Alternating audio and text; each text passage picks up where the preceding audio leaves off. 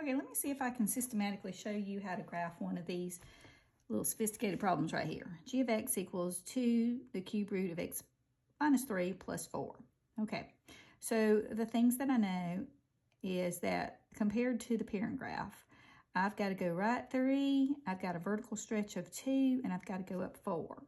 And then in the previous two videos, we've already graphed the parent graph where we use these numbers here so that we have integers back instead of decimals. Now it's pretty difficult to pick out, well, what should I use for my domain or my x's to get decimals here? And that's not really easily done.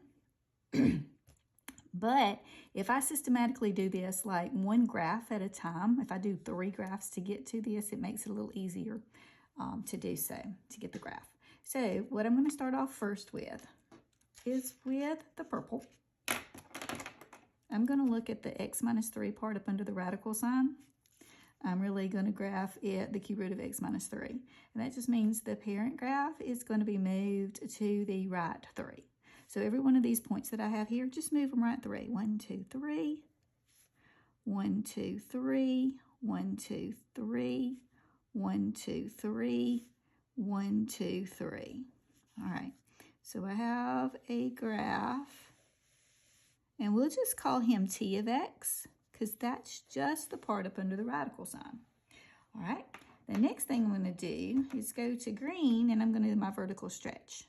That means that this purple one that I just got through doing, I'm going to take the y part of the ordered pair and multiply it by 2, because it's a factor 2. Okay, so this right here is negative 5, negative 2. If I multiply the negative 2 by 2, I get negative 4. So I want to go negative 5, negative 4. So negative 5, 1, 2, 3, 4, and put a point right here. Okay. This purple one right here is at 2, negative 1. So if I take negative 1 and multiply it by 2, I get negative 2. I will graph 2, negative 2. On this one right here, I've got 3, 0. If I multiply 0 by 2, I get 0. So he stays where he is. And this one right here, I've got a positive 1. So 1 times 2, and it's, let's see, 1, 2, 3, 4, 4, 1. So 1 times 2 is 2. I just want to go 4, 2. And then this last one here is, I believe it is 11, 2.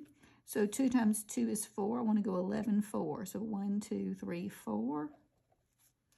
And then my green one looks like this. And we're going to call him h of x. All right, we're almost through here. Now that I've done that, the only thing I haven't done is going up 4.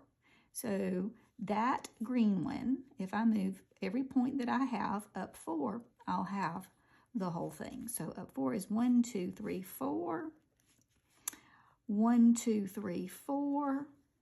1, 2, 3, 4. 1, 2, 3, 4. And then 1, 2, 3, 4.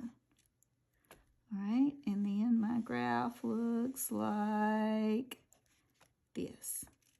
All right, so if I want to go back and say, well, what were those domains?